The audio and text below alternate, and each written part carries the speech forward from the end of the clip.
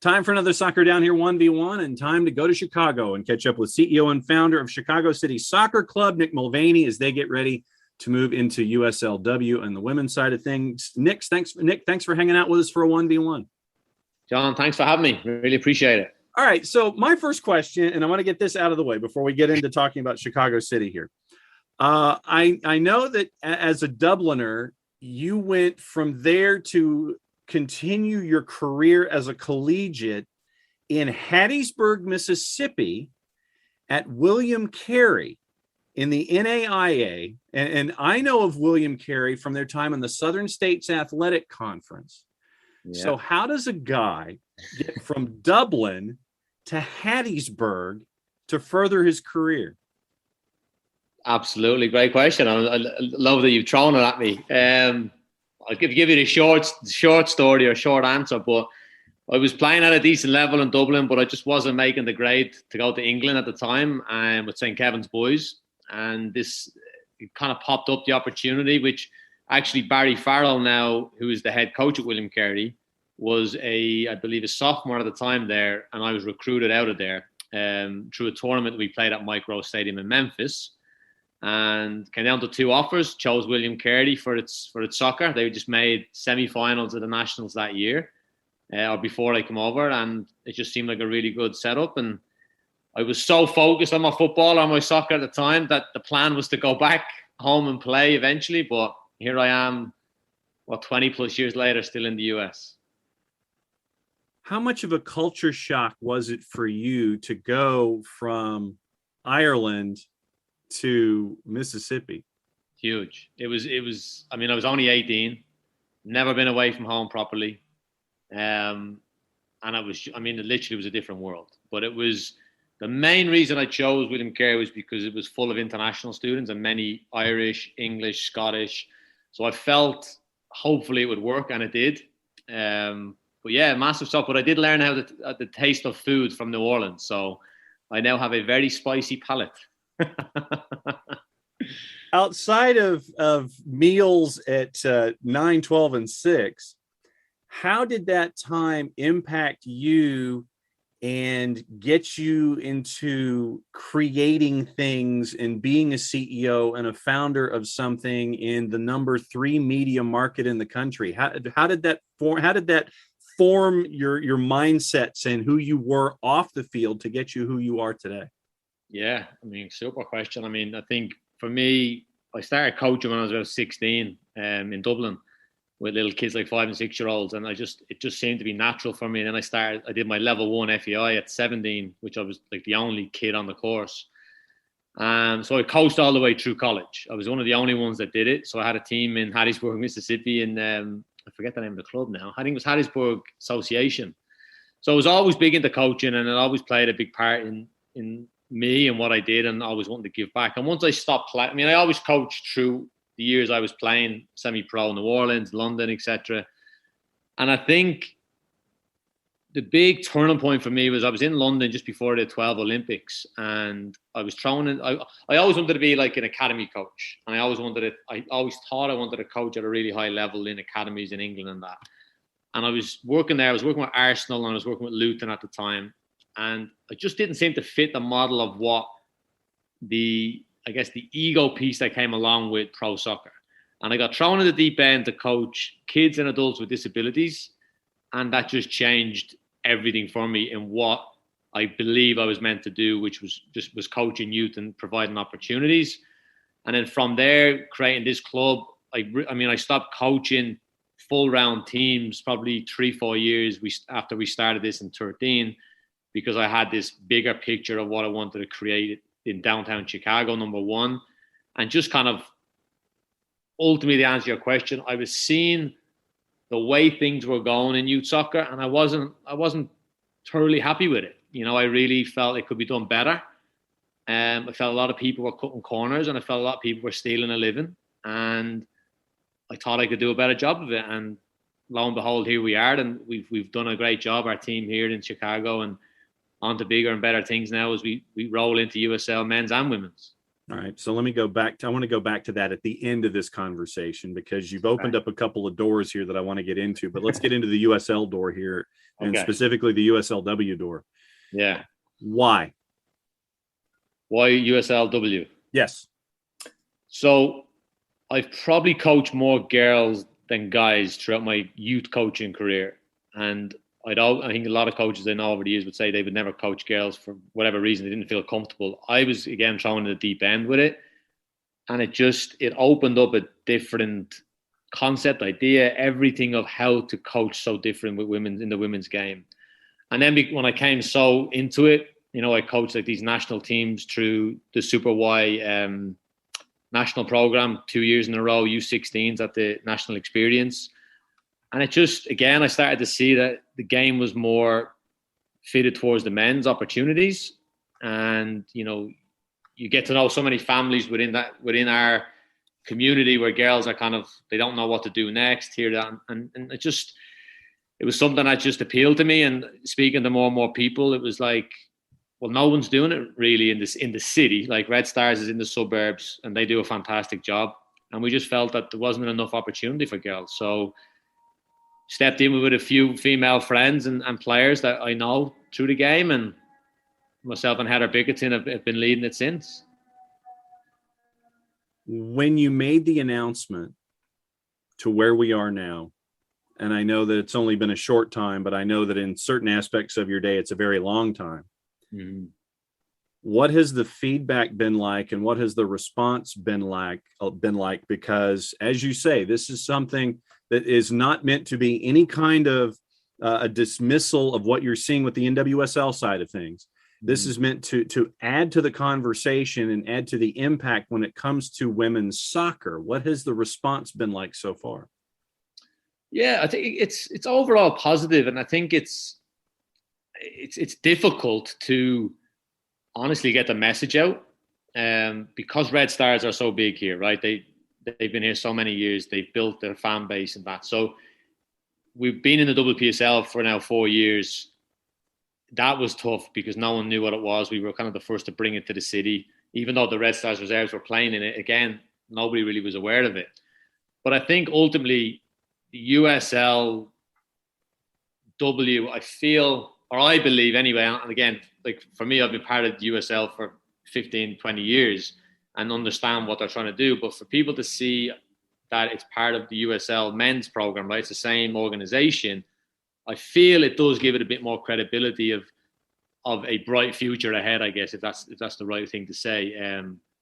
But ultimately, it is kind of new. We haven't really launched anything with COVID and things like that, but we're looking to do some stuff in the new year to get people in and talk a bit more about it and get some more feedback and just educate on it, right? Because I think that's, at the end of the day, that's the big piece. So then if you were to sit here and say, okay, this is my number one thing for education, knowing, if I'm not mistaken, that your first round of tryouts is in about 6 weeks. Mm-hmm.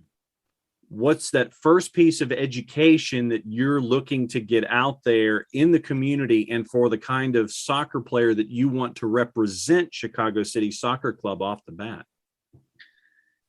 Yeah, really good question. I think it's because the Super League was announced quite quickly after it. That's nearly kind of took more, or given more notice of like, oh, this is the real deal in a way.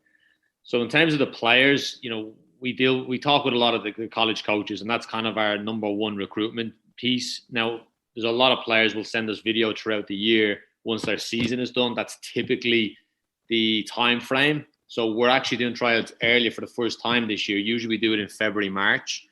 And we just received countless of video footage of players wanting to come into Chicago. And then it's our high school girls within the Chicagoland area. The awareness for them to understand that this is something really attainable for them and gets them in the shop window, where before with WPSL, there's I don't know if people really understood the platform that really created into the women's game, into NWSL.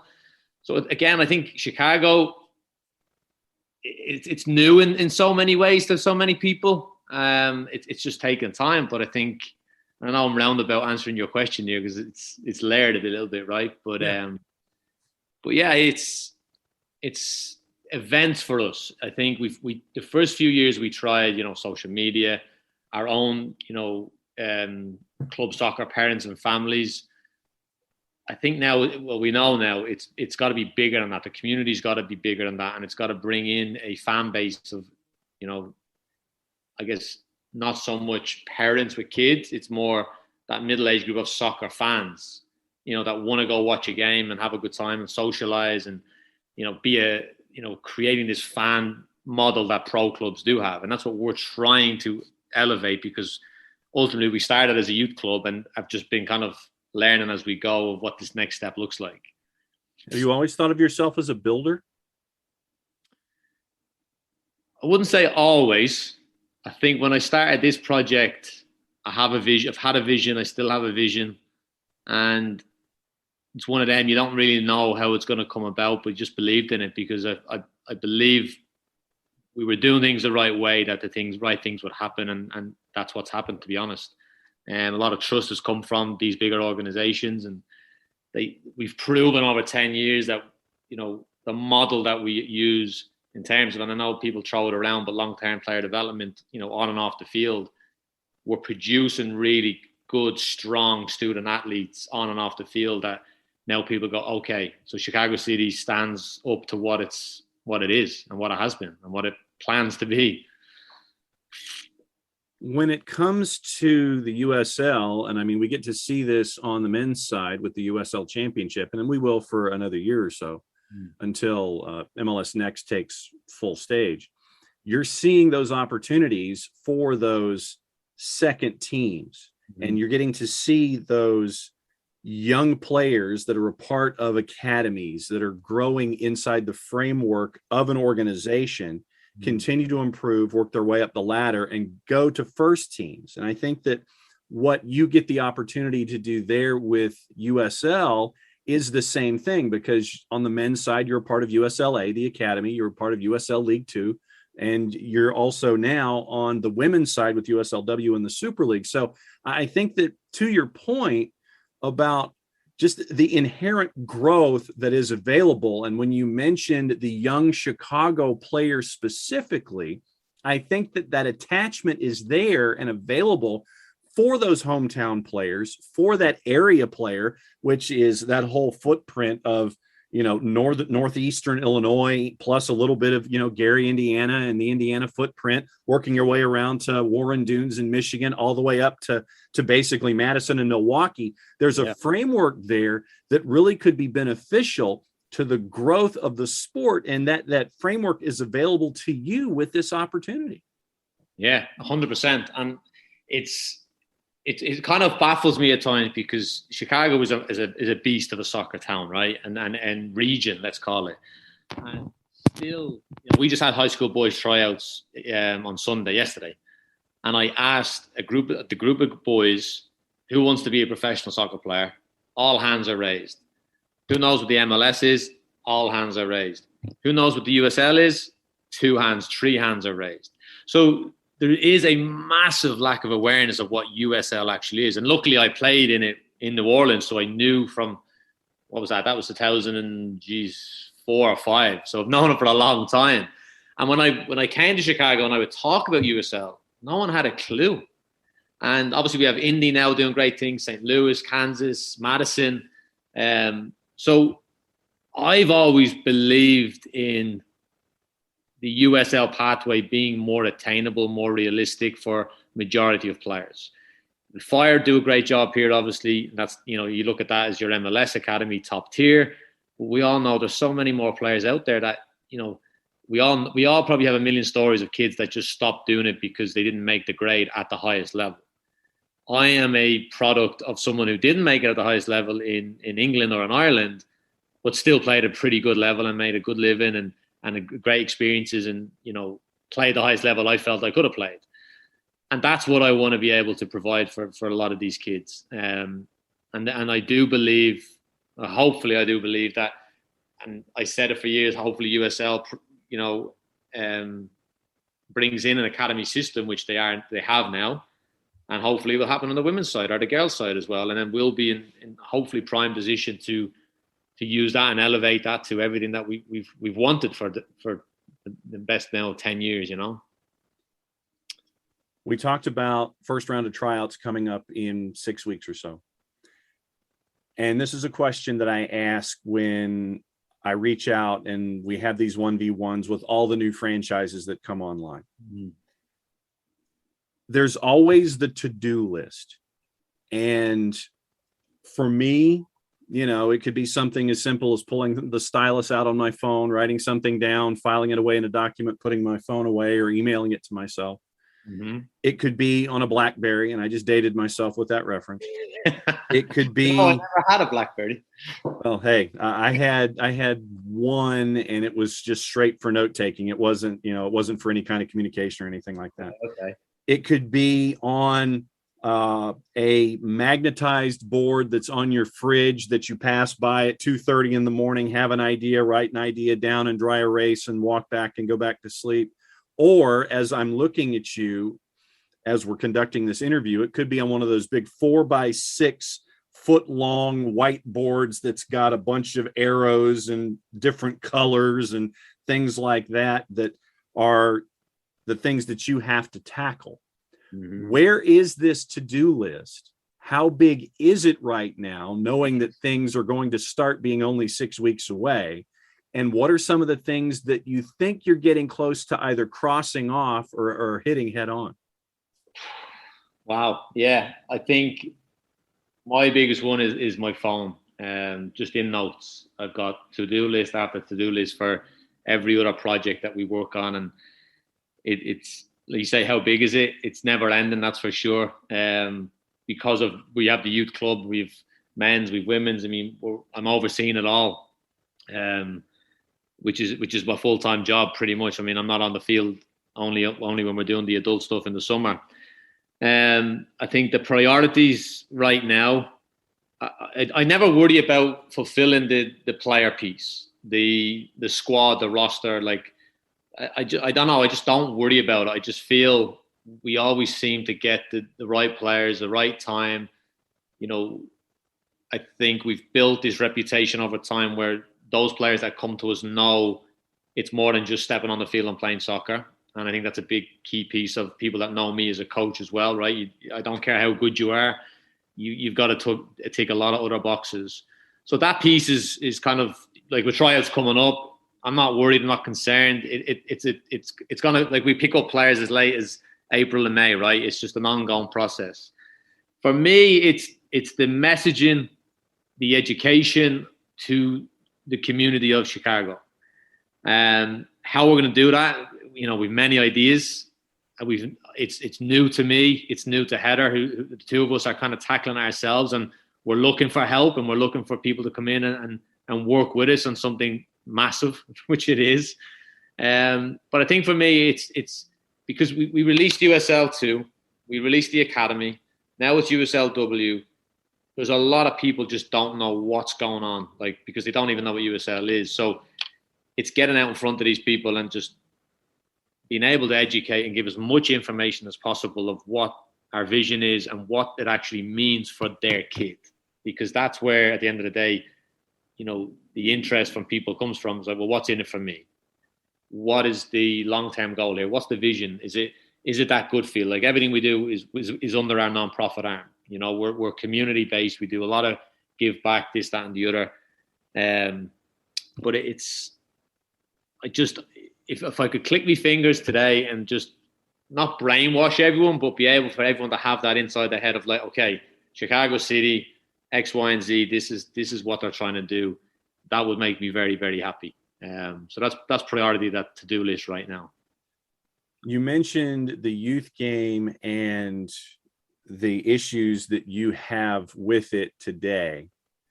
And I know that you're not alone in this, but if you were the grand exalted poobah of youth soccer and you could snap your fingers or you know, put on the grand exalted poobah hat and fix what the issues are, how would you go about doing it?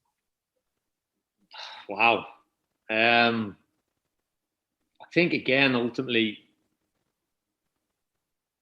I mean, it comes down to education. It comes down to knowledge of all sorts. So, you know, when you say that, when you ask that question, the first thing I think about is coaches I've seen doing it wrong. And what I mean by wrong is how they treat the players, how they cheat, how they cheat a living, how they, you know, speak to people, like lack of integrity, discipline, respect, all those kind of things come to mind straight off the forefront. And they're the things that, you know, one of the ideas I'm working on right now actually is basically a free little symposium that we're looking to do in the new year, just to allow young coaches into Chicago City to see everything we're doing, how we do it, do some on the field education, and build around what we believe a soccer club or a youth soccer organization should be doing for their kids. And so then what should they be doing for their kids? What should they be doing? More than what's on the field. So I think everything we or I stand for Chicago City, soccer is just, for me, it's such a little tool of everything we're trying to do. Because these kids, I mean, we all know what's going on in Chicago on the streets. We know what's going on in society. There's so much out there that we can go on for days that need to be support. I don't want to say fixed, right? But people need support in so many different areas. You know, I always used to have this conversation with some of my staff, and they'd be like, but Nick, we're just soccer coaches. Why are we getting involved in this? Why are we talking about this? Why are we?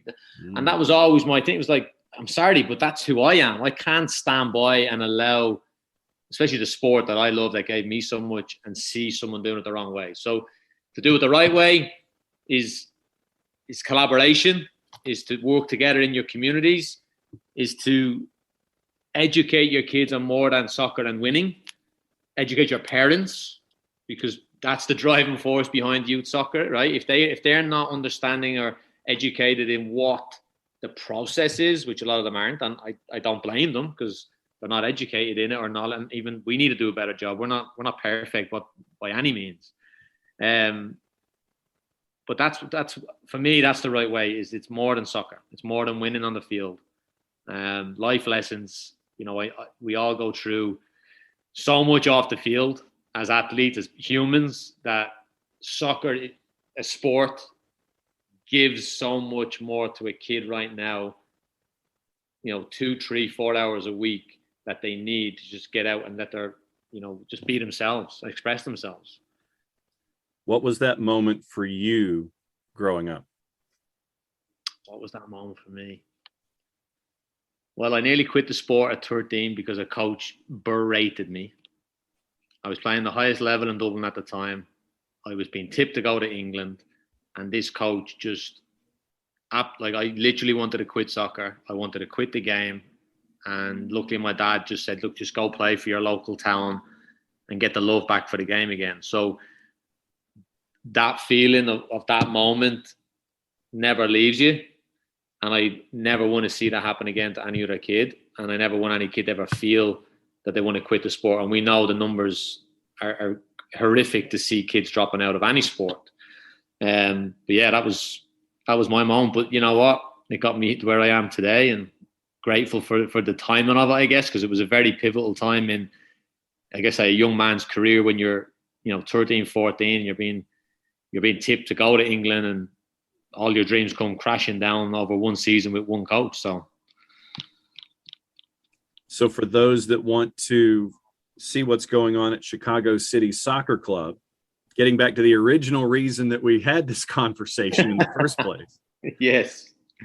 Whether it's obviously we're talking about things in a USL-W sense in the Super League and all that. So we know that tryouts first round is 6 weeks away. Mm-hmm. For those that want to see what's going on, possibly be a part of what's going on, stay up to date with what's going on with Chicago City Soccer Club, Nick, how do they do it? Come to our website, chicagocitysoccerclub.com. We're very active on social media, Instagram probably being the main one.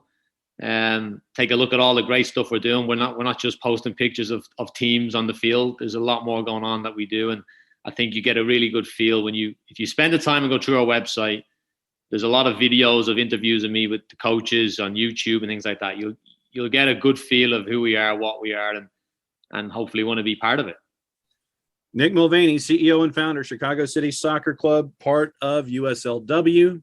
That's not the only thing they're a part of, but currently, as the locomotive is heading down the tracks very, very quickly right now, that's what we're discussing, new members of USLW. Nick, fantastic conversation. Thanks for hanging out with us for a Soccer Down Here 1v1. We'll be keeping an eye and catch up with you soon. Thank you, John. All the best. Cheers.